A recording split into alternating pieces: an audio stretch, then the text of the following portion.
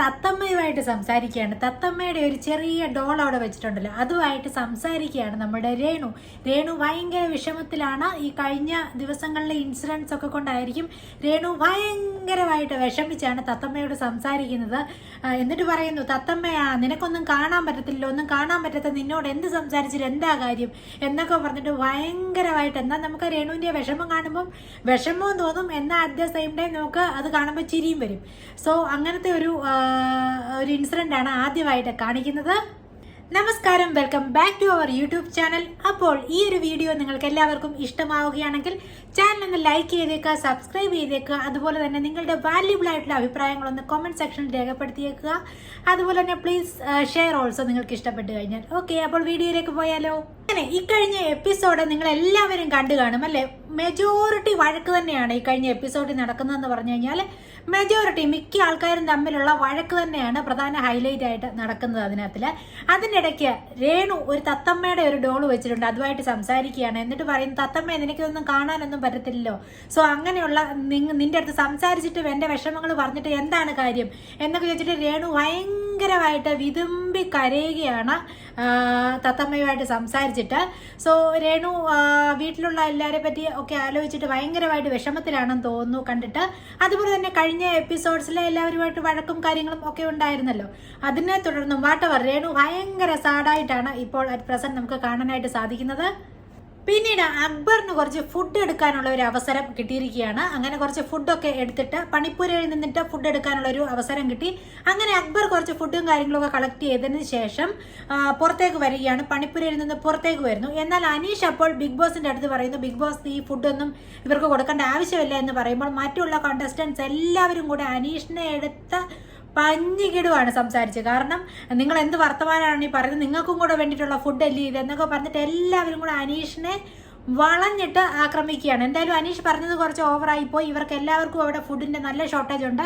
So ഈ ഒരു സാഹചര്യത്തിൽ ഭക്ഷണമല്ലേ, എന്തായാലും ഭക്ഷണം ഇവർക്ക് കൊടുക്കണ്ട എന്ന് പറഞ്ഞത് കുറച്ച് മോശമായി പോയത്.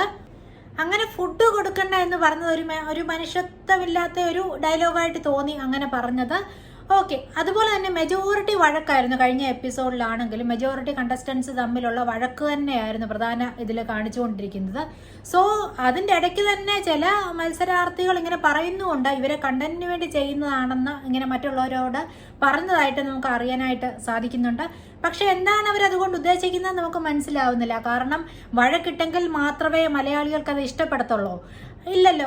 നല്ല മറ്റുള്ള ഇവരെല്ലാം തന്നെ കലാപരമായിട്ട് വളരെ മുൻനിരയിൽ നിൽക്കുന്ന ആർട്ടിസ്റ്റുകളാണ് മിക്കവരും ഇതിലുള്ളത്. അപ്പോൾ ഇവർക്ക് കലാപരമായിട്ടുള്ള സ്കിറ്റുകളോ അങ്ങനത്തെ കാര്യങ്ങളോ ഒക്കെ ചെയ്താലും നമ്മൾ മലയാളികൾ നല്ലതിനെ അംഗീകരിക്കുന്ന ആൾക്കാരാണല്ലോ. അതുപോലെ തന്നെ മലയാളികളെല്ലാം കലാപരമായിട്ടുള്ള അഭിരുചിയുള്ളവരുമാണ്, മിക്കവരും അങ്ങനെ തന്നെയാണ്. സോ നല്ലത് കണ്ടു കഴിഞ്ഞാൽ മലയാളികൾ അതിനെയും പ്രോത്സാഹിപ്പിക്കുമല്ലോ. പിന്നെ എന്തിനാണ് ഈ വഴക്ക് മാത്രം ഇങ്ങനെ കണ്ടന്റായിട്ട് ഇതിനകത്തിൽ കൊണ്ടുവരുന്നത് എന്നുള്ളത് മനസ്സിലാവുന്നില്ല. ഇത് ഞാൻ പറഞ്ഞതല്ല, ഇതിൽ തന്നെ ഒരു ആങ്കറായിട്ടുള്ള ഒരു കണ്ടസ്റ്റന്റ് ഉണ്ടല്ലോ, അവരിങ്ങനെ മറ്റുള്ളവർ വഴക്കിടുമ്പോൾ അതിന്റെ ഇടയ്ക്ക് അവർ തന്നെ ഇങ്ങനെ പറയുന്നുണ്ട്, ഈ വഴക്കൊക്കെ കണ്ടന്റിന് വേണ്ടിയിട്ടാണെന്ന്. ഒരു ആങ്കർ ആയിട്ടുള്ള ഒരു കണ്ടസ്റ്റന്റ് ഉണ്ടല്ലോ, അവരെ മറ്റൊരാളിനോട് പറഞ്ഞതായിട്ടും കേൾക്കുന്നുണ്ട്. ഓക്കെ, സോ എന്തായാലും ഇതിലുള്ള എല്ലാവരും തന്നെ വളരെ നല്ല ആർട്ടിസ്റ്റുകളാണ്, മിക്കവരും വളരെ നല്ലതായിട്ട് നമുക്ക് എല്ലാവർക്കും അറിയാവുന്ന എല്ലാവരും നല്ല ജനപ്രിയരായിട്ടുള്ള ആർട്ടിസ്റ്റുകളാണ്. സോ വരുന്ന എപ്പിസോഡ്സിൽ മേ ബി നല്ല കാര്യങ്ങൾ നമുക്ക് പ്രതീക്ഷിക്കാമായിരിക്കും. അത് കഴിഞ്ഞ് രേണു നമ്മളുടെ അനീഷും കൂടെ ഭയങ്കരമായിട്ടുള്ളൊരു വഴക്കെന്ന് പറഞ്ഞ രേണു സട കുടഞ്ഞ് ചാടി എഴുന്നേറ്റ് പൊരിഞ്ഞ വഴക്ക്. അങ്ങനെ രേണുവും അനീഷും കൂടെ പൊരിഞ്ഞ വഴക്ക് നടക്കുകയാണ്. എന്തിനാണോ താനൊരു ആണാണെന്ന് പറഞ്ഞുകൊണ്ട് പെണ്ണുങ്ങടെ മെക്കിട്ട് കയറാൻ നടക്കുന്നത് എന്നൊക്കെ ചോദിച്ചിട്ട് രേണു ഭയങ്കര ഹൈപ്പർ ഇതിൽ നിൽക്കുകയാണ്. അനീഷ് ഒട്ടും വിട്ടുകൊടുക്കുന്നില്ല. അങ്ങനെ പൊരിഞ്ഞ വഴക്ക് നടക്കുകയാണ്. ശേഷം ബിൻസി ആൻഡ് നിവിൻ തമ്മിലുള്ള ഒരു ചർച്ചയാണ് കാണിക്കുന്നത്. നിവിൻ പറയുന്നു, ബിൻസിക്ക് വേണ്ടി RJ ബിൻസി ഉണ്ടല്ലോ, അപ്പോൾ ബിൻസിക്ക് വേണ്ടി എന്ത് വേണമെങ്കിലും ചെയ്യാം എന്നൊക്കെ പറഞ്ഞിട്ട് നിവിൻ ബിൻസി ഇവർ തമ്മിലുള്ള ഒരു കോൺവെർസേഷനാണ് പിന്നീട് കാണിക്കുന്നത്. എന്നാൽ ബിൻസി കാര്യമായിട്ട് മറുപടി ഒന്നും പറയുന്നില്ല, ജസ്റ്റ് അതിനെല്ലാം ഒന്ന് ചിരിച്ച് തള്ളുകയാണ് ചെയ്യുന്നത്. സോ അവർ തമ്മിലുള്ള ഒരു കോൺവെർസേഷനാണ് പിന്നീട് കാണിക്കുന്നത്. അടുത്തതായിട്ട് ഒനീൽ ആൻഡ് രേന ഫാത്തിമ ഇവർ തമ്മിലുള്ള ഒരു വഴക്കാണ്. അത് ഭയങ്കര എക്സ്ട്രീം ലെവലിൽ പോകും. ആ ഒരു വഴക്കും ഒരു എക്സ്ട്രീം ലെവലിൽ തന്നെ പോകും. ഈ ഒരു വഴക്കാണ് അടുത്തതായിട്ട് കാണിക്കുന്നത്. ആ ഒരു ഇൻസിഡന്റിൽ ഒനീൽ ആദ്യം കുക്ക് ചെയ്തുകൊണ്ട് നിൽക്കുകയാണ് അവിടെ. അപ്പോൾ അങ്ങോട്ടേക്ക് രേന ഫാത്തിമ ചെല്ലുകയും അവിടുന്ന് ജസ്റ്റ് വഴക്ക് സ്റ്റാർട്ട് ചെയ്യാൻ തുടങ്ങുകയാണ് ചെയ്യുന്നത്. അവർ തമ്മിൽ പൊരിഞ്ഞ വഴക്കാവും. അവിടെ ഒനീൽ ചോദിക്കുന്നു, നീ എന്നെക്കാട്ടിൽ എത്ര വയസ്സിന് ഇളയതാണ്, അങ്ങനെ എങ്ങനെ ഞാൻ ഇത്രയും മൂത്തതല്ലേ നിന്നെക്കാട്ടിൽ, ആ ഒരു റെസ്പെക്ട് തരണ്ടേ എന്നൊക്കെ അർത്ഥമാക്കുന്ന രീതിയിലുള്ള സംഭാഷണങ്ങളാണ് പിന്നീട് നടക്കുന്നത്. എന്നാൽ രേന ഫാത്തിമ ചോദിക്കുന്നു, അതിന് പ്രായത്തിന് മൂത്തതാണെങ്കിൽ എന്ത് വേണം, പ്രായത്തിന് മൂത്ത ആൾക്കാരാണെങ്കിലും തിരിച്ച് റെസ്പെക്ട് തരണം, അങ്ങനെ ഇങ്ങനെ എന്നൊക്കെ പറഞ്ഞിട്ട് അവർ തമ്മിൽ പൊരിഞ്ഞ വഴക്കാണ് പിന്നെ നടക്കുന്നത്. അങ്ങനെ അതിനവസാനം രേണ ഫാത്തിമ കരഞ്ഞുകൊണ്ട് ഒരു സൈഡിലേക്ക് പോന്നു. അപ്പോഴാണ് മറ്റേ ഒരു ആങ്കർ ഉണ്ടല്ലോ, ആങ്കർ ആയിട്ടുള്ള കണ്ടസ്റ്റന്റ് വന്നിട്ട് പറയുന്നത്, രേണ ഫാത്തിമ നേരത്തെ തന്നെ ഒരു കണ്ടന്റിന് വേണ്ടിയിട്ട് പ്ലാൻ ചെയ്തിട്ടാണ് അവിടെ നിന്ന് ഇങ്ങോട്ട് വന്നത് എന്നൊക്കെ അവരവിടെ നിന്ന് മറ്റുള്ള മത്സരാർത്ഥികളോട് പറയുന്ന ഒരു രംഗമാണ് പിന്നീട് കാണിക്കുന്നത്. അപ്പോൾ കണ്ടന്റിന് വേണ്ടിയാണെങ്കിൽ ഇങ്ങനെ കരയേണ്ട ആവശ്യമില്ലോ എന്നൊക്കെ ഒനീൽ തിരിച്ച് ചോദിക്കുന്നുണ്ട്. അപ്പോൾ ഒനീൽ പറയുന്നു, ഞാനിവിടെ നിന്ന് കിച്ചണിൽ നിന്ന് ജോലി ചെയ്തുകൊണ്ടിരിക്കുകയായിരുന്നു, അതിൻ്റെ ഇടയ്ക്ക് രേണ ഫാത്തിമയാണ് അങ്ങോട്ട് ചെന്ന് വഴക്കിട്ടത് എന്നൊക്കെ പറഞ്ഞിട്ട് ഒനീൽ കംപ്ലൈന്റ് പറയുന്നു. അത് കഴിഞ്ഞിട്ട് അടുത്ത വഴക്ക് അനുമോളും ആര്യനും തമ്മിലാണ് അടുത്ത വഴക്ക് നടക്കുന്നത്. അങ്ങനെ അവർ തമ്മിലുള്ള വഴക്കിന്റെ അവസാനം അനുമോളെ കരഞ്ഞുകൊണ്ട് നിന്ന് ഇങ്ങനെ മുഖമൊക്കെ പൊത്തി കരഞ്ഞുകൊണ്ട് നിന്നൊരു കോർണറിൽ ചെന്ന് നമ്മുടെ ഫിലിമിനകത്തിൽ ഫഹദ് ഫാസിൽ ഷമ്മി നിൽക്കുന്ന പോലെ ചെന്ന് ഇങ്ങനെ നിൽക്കുകയാണ് കുറേ നേരം. അപ്പോൾ ആങ്കർ ആയിട്ടുള്ള ശാരിക പറയുന്നുണ്ട്, ഇവിടെ കരച്ചിൽ കാർഡും അങ്ങനത്തെ കാര്യങ്ങളൊന്നും സിമ്പതിക്ക് വേണ്ടി എടുക്കണ്ട, അങ്ങനെ ഇങ്ങനെയെന്നൊക്കെ ശാരിക പറയുന്നുണ്ട്. അടുത്തതായിട്ട് ക്യാപ്റ്റനെ കണ്ടെത്തുന്ന ടാസ്ക് ആണ്. അതിനായിട്ട് ഓരോ കണ്ടസ്റ്റന്റായിട്ട് വന്നിട്ട് രണ്ടുപേരുടെ പേരും 2 കാരണങ്ങളും വ്യക്തമാക്കാനായിട്ട് ബിഗ് ബോസ് അടുത്തൊരു ടാസ്ക് കൊടുക്കുന്നു. ക്യാപ്റ്റനെ കണ്ടെത്താനായിട്ടുള്ള അടുത്തൊരു ടാസ്കിനുള്ള അനൗൺസ്മെന്റ് വന്നു. അത് ഓരോരുത്തരായിട്ട് വന്ന് ചെയ്തിട്ട് പോകുന്നു. എന്നാൽ നമുക്കിതിൽ അതിശയിപ്പിക്കുന്ന ഒരു കാര്യം തോന്നുന്നത്, അനീഷും ഷാനവാസും തമ്മിൽ ഭയങ്കര ശത്രുക്കളാണെന്നാണ് നമുക്ക് തോന്നുന്നത്. ഇവർ തമ്മിലുള്ളൊരു വഴക്കും എന്നാൽ രസകരവുമാണ്. ഇവർ തമ്മിലുള്ള ഇന്ററാക്ഷനും കാര്യങ്ങളൊക്കെ കാണുന്നവർക്ക് രസകരവുമാണ്. ഇതിൽ ശത്രുക്കൾ എപ്പോഴാണ് മിത്രങ്ങളാവുന്നത് ഇതൊന്നും പറയാനും പറ്റില്ല. ബട്ട് ഈ ഒരു റൗണ്ടിൽ അനീഷ് ക്യാപ്റ്റൻ ആയിട്ട് ഷാനവാസിന്റെ പേരും കൂടെ പറയുന്നുണ്ട്. ഇവർ തമ്മിൽ വഴക്കായിരുന്നിട്ടും കൂടി ഷാനവാസിന്റെ പേര് അനീഷ് അവിടെ പറയുന്നുണ്ട്. അങ്ങനെ ഓരോരുത്തരായിട്ട് വന്നിട്ട് അവരവരുടേതായിട്ടുള്ള നിലപാട് വ്യക്തമാക്കിയിട്ട് തിരിച്ചു പോകുന്നു. അതിനുശേഷം 7 വോട്ട്സ് വീതം നേടി ഷാനവാസും ബിന്നിയും വരുന്നുണ്ട്. അതിനുശേഷം 10 വോട്ട് നേടി അഭിലാഷും. ഇത്രയും പേരാണ് അടുത്ത ക്യാപ്റ്റൻ സ്ഥാനത്തേക്കുള്ള മത്സരത്തിലേക്ക് പോവാനായിട്ട് തെരഞ്ഞെടുത്ത് നിർത്തിയിരിക്കുന്നത്. ഇത്രയും പേരെയാണ് തെരഞ്ഞെടുത്ത് നിർത്തിയിരിക്കുന്നത്, ഈ 3 പേരെ. അങ്ങനെ ഷാനവാസ്, ബിന്നി, അഭിലാഷ് ഇവർ 3 പേരും അടുത്ത ക്യാപ്റ്റൻ സ്ഥാനത്തേക്കുള്ള മത്സരത്തിനായിട്ട് തയ്യാറെടുത്ത് നിൽക്കുകയാണ്. അത് കഴിഞ്ഞ് കാണിക്കുന്നത് ശരത്തും അനീഷും തമ്മിലുള്ള പൊരിഞ്ഞ വഴക്കാണ്. അതിനുശേഷം കാണിക്കുന്നത് ഇവിടെ ശരത്ത് കുറച്ച് ഓവറായിട്ട് സംസാരിക്കുന്നതായിട്ട് തോന്നി, ഭയങ്കരമായിട്ട് ലൗഡായിട്ട് കുറച്ച് ഓവറായിട്ട് അനീഷിനോട് സംസാരിക്കുന്നതായിട്ട് തോന്നി. വാട്ടവർ പൊരിഞ്ഞ വഴക്കാണ് നടക്കുന്നത്. അപ്പോൾ ശരത്ത് പറയുന്നുണ്ട്, നീ എങ്ങനെങ്കിലും, ഇപ്പോൾ അനീഷാണല്ലോ ക്യാപ്റ്റൻ, നീ എങ്ങനെങ്കിലും ഈ ഒരു ക്യാപ്റ്റൻ സ്ഥാനത്ത് നിന്ന് പോകാനായിട്ട് നോക്കിയിരിക്കുകയാണ് ഞങ്ങൾ എന്നൊക്കെ പറഞ്ഞിട്ട് അനീഷ് ഭയങ്കരമായിട്ട് ഹൈപ്പറായിട്ട് സംസാരിക്കുകയാണ്.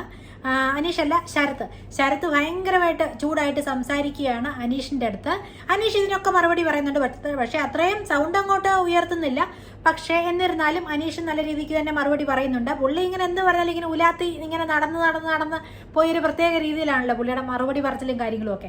അപ്പോൾ ഇങ്ങനെ നടന്ന് പോയി ഇങ്ങനെ കൂളായിട്ട് നടന്ന് ഇതിന്റെ എല്ലാ മറുപടി പുള്ളിയും ഒട്ടും വിട്ടുകൊടുക്കാതെ തന്നെ പറയുന്നു. എന്നാൽ അതിന് ശരത്തിന് ഉടനടി തന്നെ ഒരു തിരിച്ചടി കിട്ടുകയാണ് അനീഷിന്റെ ഭാഗത്ത് നിന്ന്. അടുത്തതായിട്ട് അനീഷിന് ഒരു ചാൻസ് കിട്ടുകയാണ്. അഴിക്കകത്താവാനുള്ള 2 പേരുടെ പേര് അനീഷിന് സജസ്റ്റ് ചെയ്യാം എന്നുള്ള ഒരു ഓപ്ഷൻ കിട്ടുകയാണ്. സോ ആ ഒരു സമയത്ത് അനീഷ് വളരെ കൃത്യമായിട്ട് തന്നെ ശരത്തിന്റെ പേര് അവിടെ നിർദ്ദേശിക്കുകയും അങ്ങനെ ശരത്ത് അഴിക്കകത്താകുന്ന കണ്ടസ്റ്റന്റിൽ ഒരാളായിട്ട് മാറുകയും ചെയ്യുകയാണ്.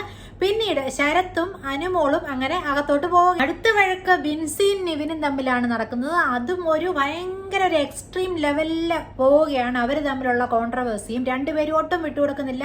താനൊരു ഫാഷൻ കൊറിയോഗ്രാഫർ ആണെന്നും തന്നെ പോലെ പേക്കോലം കാണിച്ചല്ല ഞാൻ നടക്കുന്നത് എന്നൊക്കെ പറഞ്ഞിട്ട് ഇവർ തമ്മിൽ അങ്ങോട്ടും ഇങ്ങോട്ടും അതും ഇതും എല്ലാം പറഞ്ഞ് എടി പോടി എടാ എന്നൊക്കെ പറഞ്ഞ് ഭയങ്കരമായിട്ടൊരു എക്സ്ട്രീം ലെവല് വഴക്ക് അവിടെ നടക്കുകയാണ്. അടുത്തതായിട്ട് ബിഗ് ബോസിന്റെ വകയൊരു ടാസ്ക് ആണ് വരുന്നത്. ഒരു പാവയെ ഇങ്ങനെ അടിച്ചിടുന്ന ഒരു ടാസ്ക് ആണ്. അടുത്ത ക്യാപ്റ്റൻ സ്ഥാനത്തേക്ക് വരുന്ന മത്സരാർത്ഥിക്ക് വേണ്ടിയിട്ടുള്ള ഒരു ടാസ്ക് ആണത്. അതിൽ ഷാനവാസ് സക്സസ്ഫുൾ ആയിട്ട് ആ ഒരു ടാസ്ക് കംപ്ലീറ്റ് ചെയ്യുകയും അങ്ങനെ ഷാനവാസ് ആണ് അടുത്ത വീക്കിലെ ക്യാപ്റ്റനായിട്ട് തിരഞ്ഞെടുക്കപ്പെട്ടിരിക്കുന്നത്. അങ്ങനെ ശരത്തും അനുമോളും ഇപ്പോൾ അഴിക്കുള്ളിലായിരിക്കുകയാണ്. അവർക്കുള്ള ഭക്ഷണവും ഒക്കെ ആയിട്ട് അനീഷ വരുന്നു. ആ ഒരു സമയത്തും ശരത്തും അനീഷും തമ്മിൽ ഭയങ്കരമായിട്ടൊരു കോൺട്രവേഴ്സി നടക്കുകയാണ്. അപ്പോൾ മറ്റുള്ളവർ പറയുന്നുണ്ട് ശരത്തിന്റെ അടുത്ത് ഭക്ഷണമായിട്ട് വരുന്ന ആളിന്റെ അടുത്ത് ഇങ്ങനെയൊന്നും പറയരുതെന്ന് പറയുന്നുണ്ട്. അവർ നിർത്തുന്നില്ല. അവർ തമ്മിൽ ഭയങ്കര ഒരു കോൺട്രവേഴ്സി നടക്കുന്നു. അതിൻ്റെ ഇടയ്ക്ക് അനുമോൾ ഇങ്ങനെ വാതിൽ തുറന്നപ്പോൾ അനീഷ പറയുകയാണ് അയ്യോ സൂക്ഷിച്ച് തുറക്കെന്നൊക്കെ പറയുമ്പോൾ അവിടെ ഒരു ലവ് ട്രാക്ക് ആണെന്നും പറഞ്ഞിട്ട് മറ്റുള്ളവരെല്ലാവരും കൂടെ കളിയാക്കുന്നുണ്ട്. അതിൻ്റെ ഇടയ്ക്ക് തമാശയ്ക്ക് അനുമോൾ അനീഷിനെ ഒന്ന് പ്രപ്പോസ് ചെയ്യുകയും ചെയ്തിരുന്നു. തമാശയ്ക്ക് വെറുതെ അതൊക്കെ ജസ്റ്റ് തമാശയ്ക്ക് വേണ്ടി ചെയ്യുന്നതാണ്.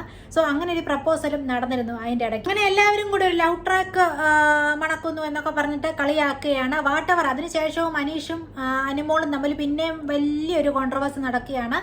അതിനുശേഷം അനുമോള് കരയുകയാണ്. അവിടെ നിന്നുകൊണ്ട് കരയുന്ന ഒരു സീനാണ് പിന്നീട് നടക്കുന്നത്. എന്തായാലും എന്തൊക്കെ വഴക്കുകൾ നടന്നാലും ആരൊക്കെ എന്തൊക്കെ പറഞ്ഞാലും അനീഷിന്റെ ഒരു കൂളായിട്ടുള്ള ഒരു നടത്തമുണ്ട്. ഇങ്ങനെ എല്ലാത്തിനും മറുപടിയും പറയും. എന്നാൽ കക്ഷി അങ്ങ് കൂടുതലായിട്ട് എക്സ്ട്രീം ലെവലിൽ ഒച്ചയെടുത്ത് സംസാരിക്കുന്നത് കുറവാണ്. പക്ഷെ ഇടയ്ക്ക് ഒച്ചയെടുക്കാറുണ്ട്. പക്ഷേ മോസ്റ്റ് ഓഫ് ദ ടൈം കക്ഷി ഇങ്ങനെ പതുക്കെ ഉലാത്തിക്കൊണ്ട് അതിനൊക്കെ ഇങ്ങനെ മറുപടിയും പറഞ്ഞുകൊണ്ട് ഇങ്ങനെ നടക്കത്തേ ഉള്ളൂ. സോ എന്തായാലും അനീഷും നല്ലൊരു കണ്ടസ്റ്റന്റ് തന്നെയാണ്. ഇതിലുള്ള എല്ലാവരും വളരെ നല്ല കണ്ടസ്റ്റൻസ് ആണ്. സോ ഇനിയുള്ള എപ്പിസോഡ്സിൽ നമുക്ക് വളരെ നല്ല ഇതായിട്ടുള്ള കാര്യങ്ങൾ നടക്കുമെന്ന് പ്രതീക്ഷിക്കാം. വളരെ നല്ല എപ്പിസോഡ്സ് ആയിരിക്കും വരാൻ പോകുന്നതെന്ന് നമുക്ക് പ്രതീക്ഷിക്കാം. സോ എല്ലാവർക്കും ഈ ഒരു വീഡിയോ ഇഷ്ടമായെങ്കിൽ ജസ്റ്റ് ഒന്ന് ലൈക്ക് ചെയ്തേക്കുക, ഷെയർ ചെയ്തേക്കുക, നിങ്ങളുടെ അഭിപ്രായം എന്താണെന്നുള്ളതൊന്ന് പറഞ്ഞേക്കുക. അപ്പോൾ താങ്ക്സ് ഫോർ വാച്ചിങ്.